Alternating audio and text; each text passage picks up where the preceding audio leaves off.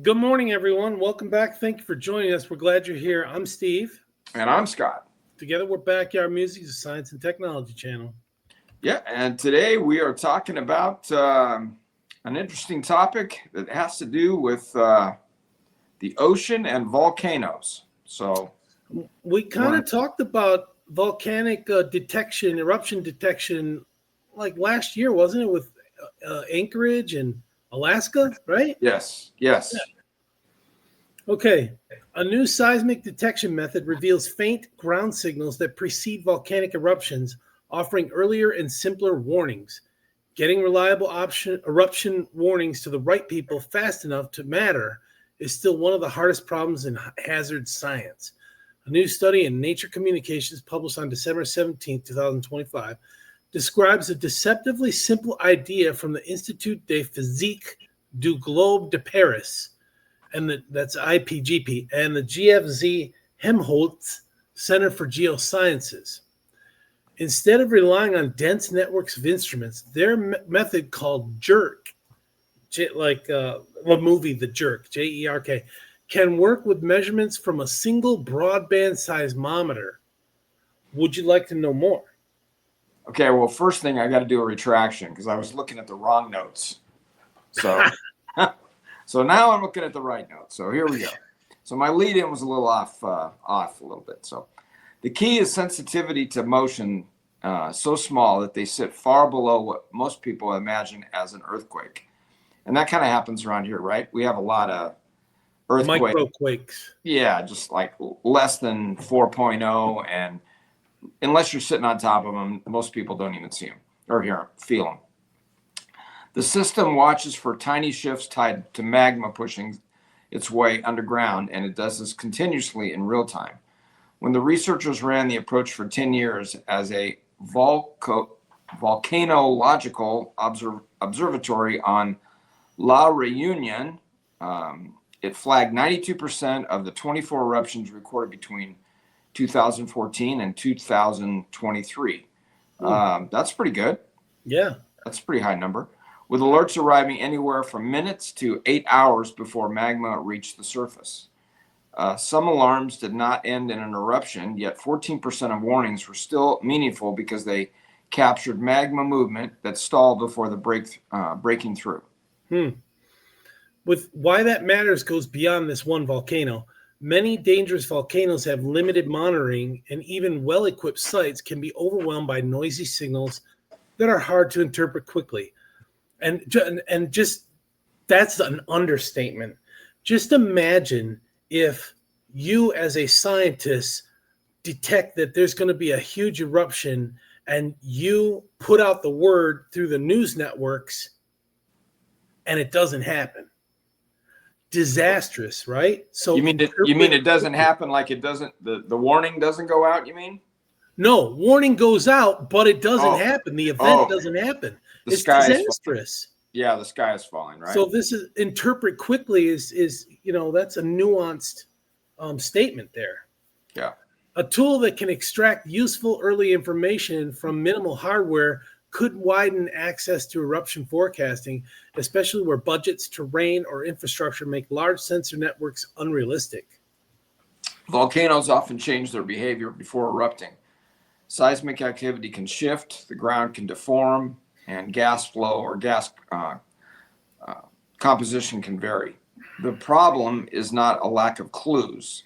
The challenge is turning those clues into a dependable forecast of whether an eruption is coming and what it might look like, including its timing, duration, and strength, without creating costly false alarms that erode public trust. That's kind of what we're talking about, I think, right? Yeah, and you could end your career if you did one of those false alarms. Career ending. Yeah. Many forecasting efforts lean on probabilistic strategies that search for statistical relationships in large data sets. The team, led by Dr. Francois Baudisel, working with Dr. Philippe Jousset in Potsdam, took a more direct route aimed at automation. Their jerk approach focuses on extremely subtle ground motions linked to deep magma injections using a signal type that is easy to miss unless you know exactly what to look for. These jerk signals show up as very low frequency transients An example, impulse-like transition or settling signals observed in horizontal ground motion, both in acceleration and tilt. The authors argue they likely reflect dynamic rock fracturing as magma forces open pathways below the surface. So a catchy name, right? We're talking about jerk as in shift or shimmy or sudden movement. So something you do on the dance floor. Yeah, act like a. There we go. Yeah. The signals are extraordinarily small, on the order of a few nanometers per second cubed, which helps explain why a single very broadband seismometer is essential, since it can track both slow tilting and faint accelerations. To make the system practical for round-the-clock use, the researchers added dedicated processing steps, an example including correction for Earth's tides, so the daily rhythmic flexing of the planet does not masquerade as volcanic unrest. The result is an automatic warning that triggers when the characteristic signal rises above a threshold, turning an otherwise invisible rumble of magma movement into a clear, time-stamped alert. Again, I see an understatement there on flexing of the planet. So we know that the moon pulls the oceans. That's why we have tides, right? It also pulls the crust. The crust moves slightly, not as much as the ocean does. But this is an understatement. And again, you got to be here. I guess here's where, and I hope I'm getting this right. Here's where man comes into this whole play, right? You got this detection system, but then you're going to have to sit there and decide whether it's bad or catastrophic. That's what AI is for. If you feed it enough data so that it can interpret it, then you got a human be in the back of the scene saying, okay, yeah, push it. Go ahead. Publish it. Got it. In April 2014, the tool was implemented at the Piton de la Fournaise Volcanological Observatory run by the Institut de Physique du Globe de Paris, IPGP, of the University City Paris, Reunion Island, as a fully automated module of the WebOBS system. Using data from a broadband seismological station of the Global Geoscope Network, located 8 kilometers from the summit of the volcano, on June 20th, 2014, a first alert was sent 1 hour and 2 minutes before the start of an eruption. Well, that's a pretty good warning, I'd say, right? Yeah. For more than 10 years, this jerk signal detection and analysis system operated continuously, issuing automatic alerts for 92% of the 24 eruptions that occurred between 2014 and 2023. That's a repeat of what we talked about at the beginning. Yeah. Warning times vary from a few minutes to 8.5 hours before the magma reaches the surface. 8.5 hours that's huge. I mean, that's enough time to get the heck out of Dodge. Yeah, but I wonder how this system tells the difference between just bubbling lava or something that blows like a Mount St. Helens. I mean, if you keep getting these warnings that are 10 minutes, 2 hours out, and you wonder, oh, okay, it's nothing. I'll just stay here. But then when it blows, I wonder how they tell the difference. Yeah, I don't know. As Piton de la Fournaise is heavily instrumented and monitored volcano, conditions here are almost laboratory-like. The data from the jerk tool could be validated using numerous other warning signs from the wide range of complementary observation data. They confirmed that a magmatic intrusion had actually taken place and that there was therefore a high probability of an eruption. The method was also tested a posteriori on data from 24 older eruptions. That means going back and looking at the data between 1998 and 2010, showing that the jerk alert works systematically. The system, however, sometimes produced false positives. Clear alerts, but not followed by eruptions. That's what you were talking about, right? This occurred in 14% of the cases where the alarm was raised. However, they all turned out to be real magma intrusions or aborted eruptions.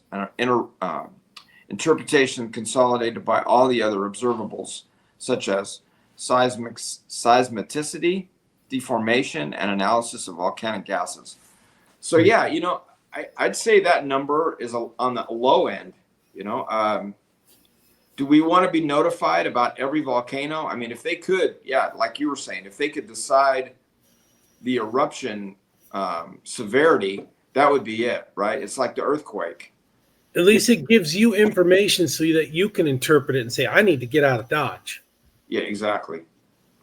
So yeah. This was also the case during the last seismic crisis at Piton de la Fournaise on December 5th, 2025, associated with low deformations and gas anomalies. A small jerk signal was emitted, only 0.1 nanometers per second cubed, confirming that a magma intrusion had indeed taken place.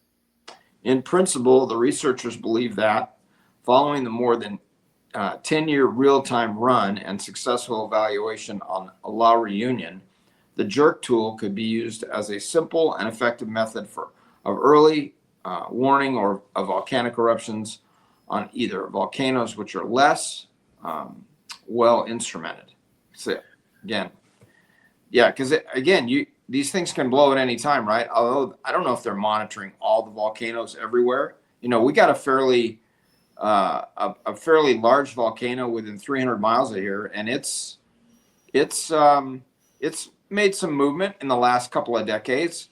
I don't know if they're monitoring that all the time. That's Mammoth Mountain, where people go skiing. Hundreds and hundreds of thousands of people ski there every year, and that could be an active volcano. Yeah. So. At the same time, the scientists want to further evaluate their method and, in particular, test it on other active volcanoes, starting with Mount Etna in Italy, where the project POS4 Dike, that's an acronym, aiming at detecting the jerk signal, will use a new network of broadband seismometers from the GIPP, Geophysical Instrument Pool of Potsdam.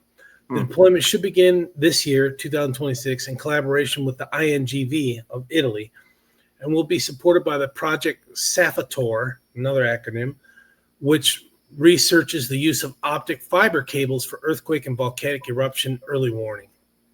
I go back to Bigfoot. Bigfoot is the best indicator. You know what I'm saying? You got to believe, man. Bigfoot is your friend.